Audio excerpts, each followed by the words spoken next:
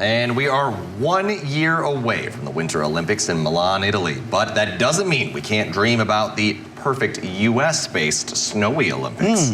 Yes, so for today's On Our Mind, we're asking, where in the U.S. is the best place to hold the Winter Olympics? Oh, goodness. There are some spots, I say, now here in northern Wisconsin and even in the UP where you could possibly hold them. But there is an old ski jump that I know. Oh, goodness. I'm blanking on the name right now, especially as Theo walks in Copper Peak. Thank you. As Theo walks in, which means Jeff's here bright and early this morning, too. And yeah, so I think they're working on that, actually, to try to expand that to where it is Olympic size again. So that would be really cool to see that back in parts of the UP and parts of the upper Midwest. But I would think, like, I don't know, Salt Lake City, they've hosted before, I think. So they've hosted before, and they're hosting again in like 2036 or something like that. Something like that. I think we mentioned that in the story, but of course we forget between now and then. So where would you pick, Devin? Is it Salt Lake City? Might as well go with Salt Lake City because, I mean, I know we can pretty much host maybe a few sports up here in our neck of the woods, but you have to go farther out west where there's more mountains and things of that nature. That would make it very easier. We have some options up here, but unless you really spread it out, it gets a little tricky. No, I agree. I think the mountains really make it interesting. I think any sort of mountainous area in the Rockies or even the Appalachians, that'd be kind of neat to see it hosted over like in Vermont or New York or something like that.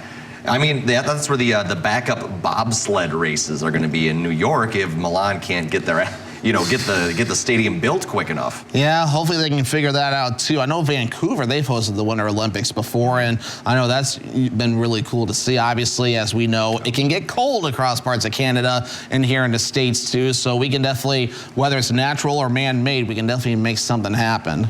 Yeah, no, definitely, and it would be exciting to see. I think just for the sake of mixing it up, I'd pick, I don't know, maybe Boise, Idaho. Pick something wild. Okay, like that. something out west or still. Burlington, Vermont. That'd be kind of cool, too.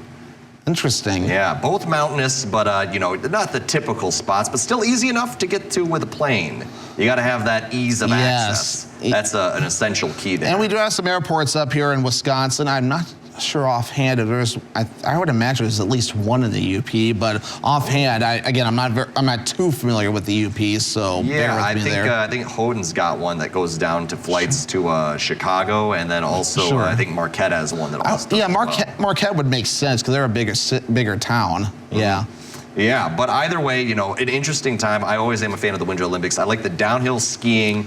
That's always a fun time. The hockey's all right, and then what is it? I like the figure skating as well. All right on hockey. It's all right. It's more of an in-person thing. I love going to hockey games in person. It's exciting, but when it's on the TV, I'm like, it's all right. It's all right. I know I've gotten into it too, especially when your dedicated team is playing and winning, or it goes into multiple overtimes or something like that, or it can get exciting. But yeah, it's really cool just to see the level of competition that goes into the Olympics. It's hard to believe we're a year away from the Winter Olympics, and also a year away from NBC also hosting the Super Bowl. So they did this a few years ago where they had the Super Bowl and the Olympics at the same time, and now they're going to do it again. Well, here we go. It's going to be an interesting time. But, Devin, we got more to talk about this morning. Yeah, exactly. So what do we got? Yes, coming up, find out how country music and stuffed animals are working hard to brighten children's days. I like that. That sounds like a cool story there. But first, we have Howard, who is in the Mr. Food Test Kitchen with a recipe for chicken marsala for two. Ooh.